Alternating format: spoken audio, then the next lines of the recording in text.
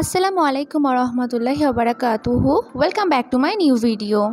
মাত্র 2টা আলু এবং 1 কাপ ময়দা দিয়ে ভীষণই মজাদার এবং ইউনিক একটি নাস্তা রেসিপি শেয়ার করব, যেটা কিনা তৈরি করা অনেক বেশি সহজ আর খেতে অনেক বেশি মজাদার। সামান্য কিছু উপকরণে খুব সহজেই তৈরি হয়ে যাবে। তো চলুন দেখে নেওয়া যাক।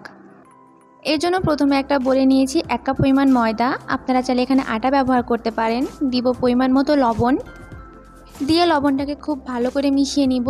এরপরে দিব 2 টেবিল চামচ মতো রান্নার তেল। তেলটা দিয়ে ময়দার সঙ্গে খুব ভালো করে মিশিয়ে নিব। এরপর পরিমাণ মতো পানি দিয়ে সফট একটা ডো তৈরি করে নিব।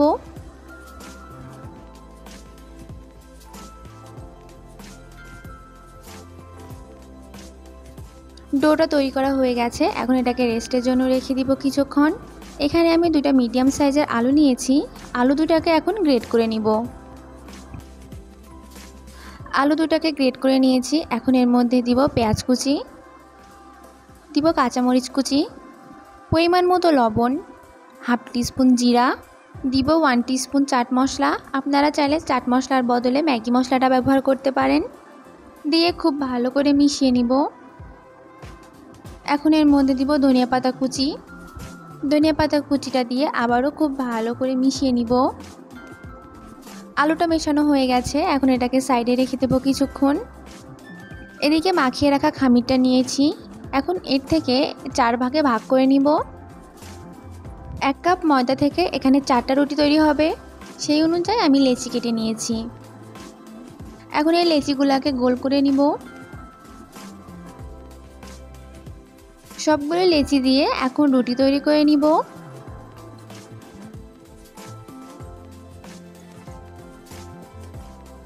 নরমালি আমরা যেমন রুটি খাই সেরকম অনুযায়ী বানিয়েছি। এখন এর মধ্যে দিব টমেটো সস 1 চা চামচ, দিয়ে খুব ভালো করে চারপাশে ছড়িয়ে দিব। টমেটো সসটা ছড়ানো হয়ে গেলে আগে থেকে মাখিয়ে রাখা যে আলুর মিশ্রণটা আমরা করেছিলাম সেটা এখানে 2 চা চামচ দিয়ে দিব। দিয়ে খুব ভালো করে ছড়িয়ে দিব চারপাশে।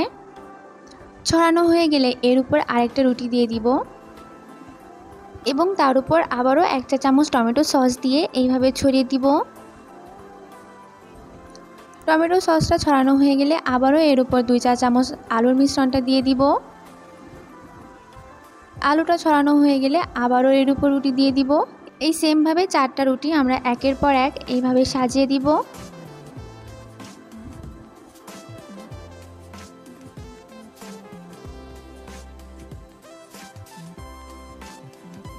সবশেষে একটা রুটি দিয়ে দিব। দিয়ে এইভাবে চারপাশে খুব ভালো করে সিল করে দিতে হবে। এখন এটাকে স্টিম করার জন্য একটা স্টিলের প্লেট নিয়েছি। তার মধ্যে কিছুটা পরিমাণ রান্নার তেল দিয়ে খুব ভালো করে চারপাশে ছড়িয়ে দিব,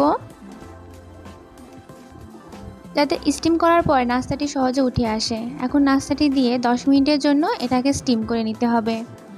এখানে আমি আগে চুলাতে কিছুটা পরিমাণ পানি দিয়ে দিয়েছিলাম। পানির মধ্যে এখন প্লেটটা বসিয়ে দিব। এখন একটা বাটিতে দিব 1/4 কাপ ময়দা, হাফ কাপ পানি দিয়ে একটা ব্যাটার তৈরি করে নিব। ব্যাটারটি তৈরি হয়ে গেছে। এইদিকে আমাদের নাস্তাটিও স্টিম করা হয়ে গেছে। এটাকে একটু ঠান্ডা করে নিতে হবে। নাস্তাটি ঠান্ডা হয়ে গেলে পছন্দ মতো এটাকে কেটে নিব।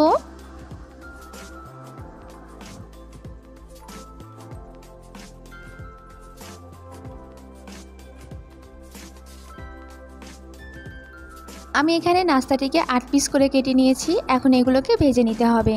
তৈরি করে রাখা ময়দার গোলার মধ্যে নাস্তাটি একবার খুব ভালো করে চুবিয়ে সঙ্গে সঙ্গে তেলে ছেড়ে দিব। এইভাবেই সবগুলো নাস্তা তেলের মধ্যে দিয়ে দিতে হবে। চুলার আঁচটা মিডিয়ামে রেখে সবগুলো নাস্তা ভেজে নিতে হবে। 5 থেকে 6 মিনিট মতো মিডিয়াম হিটে নাস্তাগুলো ভেজে নিলেই হয়ে যাবে। সবগুলো নাস্তা উল্টিয়ে পাল্টিয়ে এইভাবে ভেজে নিব।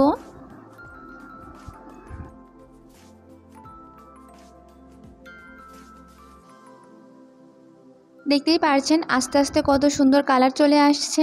নাস্তাগুলোকে এরকম গোল্ডেন কালার করে ভেজে নিতে হবে। আর এইভাবেই আমি বাকি সবগুলো নাস্তা ভেজে নিব।